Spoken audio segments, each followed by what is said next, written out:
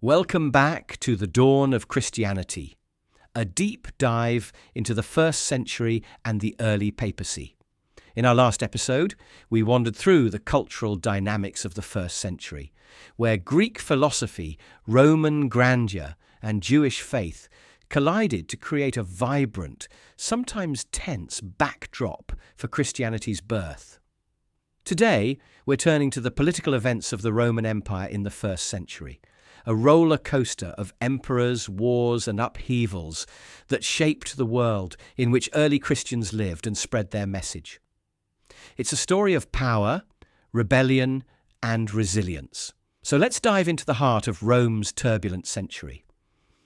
We begin with the Julio-Claudian dynasty, the first family of the Roman Empire, starting with Augustus, who ruled from 27 BCE to 14 AD.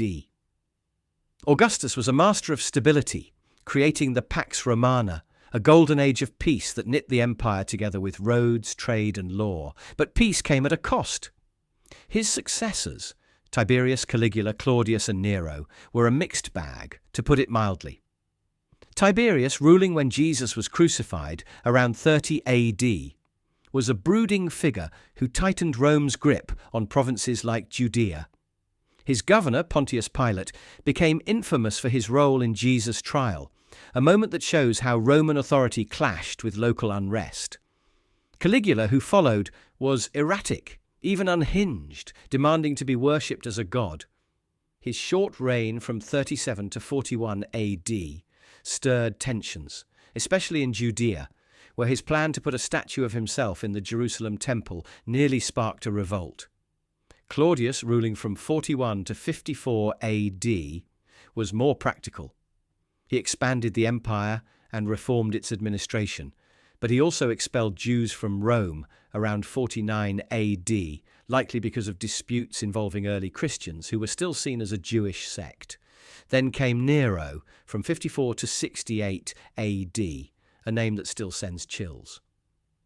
Nero's early years were stable, but his later reign descended into chaos. In 64 AD, a massive fire ravaged Rome, and Nero blamed Christians, unleashing a brutal persecution. Tradition holds that apostles Peter and Paul were martyred under Nero, their deaths marking a turning point for the young faith. Nero's downfall in 68 AD plunged Rome into chaos, leading to the year of the four emperors in 69 AD. Imagine a game of musical chairs with swords and legions. Nero's death left a power vacuum, and four men, Galba, Otho, Vitellius, and Vespasian, fought to claim the throne in a single year. Galba was ousted quickly, Otho lasted mere months, and Vitellius struggled to hold power. Vespasian, a tough military man, emerged victorious, founding the Flavian dynasty. This civil war shook the empire, disrupting provinces and leaving local governors scrambling. For early Christians, this instability was both a challenge and an opportunity. Central authority was distracted, but local officials could crack down harder on fringe groups like them. Vespasian's reign, from 69 to 79 AD, brought stability, but it came with a seismic event for both Jews and Christians, the Jewish War of 66 to 73 AD. Judea had been a hotbed of unrest for decades, with zealots and messianic groups challenging Roman rule. The war exploded in 66 AD, and by 70 AD, Vespasian's son Titus crushed the rebellion, destroying Jerusalem and its Second Temple. This was a catastrophe for Judaism, ending the temple-based worship that defined the faith. For Christians, many of whom still saw themselves as part of the Jewish world, the temple's destruction forced a reckoning.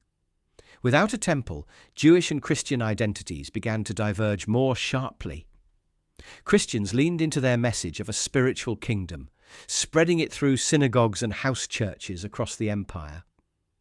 Titus, who ruled briefly from 79 to 81 AD, continued his father's policies, but his brother Domitian, from 81 to 96 AD, took a darker turn. Domitian demanded loyalty to the point of obsession, insisting on being called Lord and God. For Christians, who refused to worship the emperor, this was a direct challenge.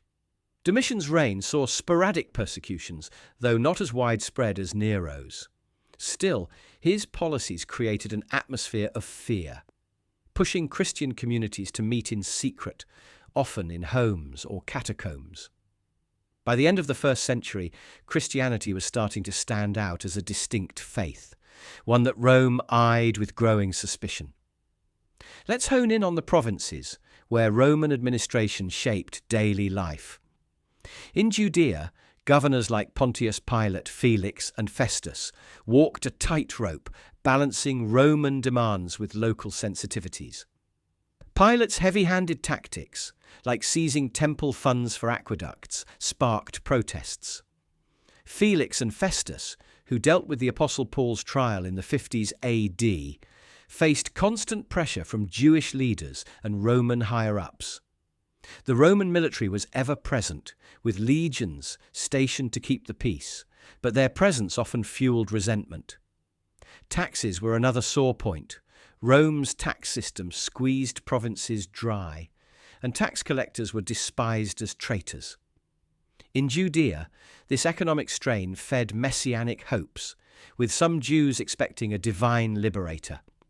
Early Christians, preaching a different kind of kingdom, often got caught in the crosshairs of this unrest. The 1st century's political upheavals created a paradox. The Pax Romana's roads and trade routes let Christian missionaries travel far and wide, spreading their message from Jerusalem to Rome. But emperors like Nero and Domitian saw this new faith as a threat, especially when Christians refused to honor the emperor as divine.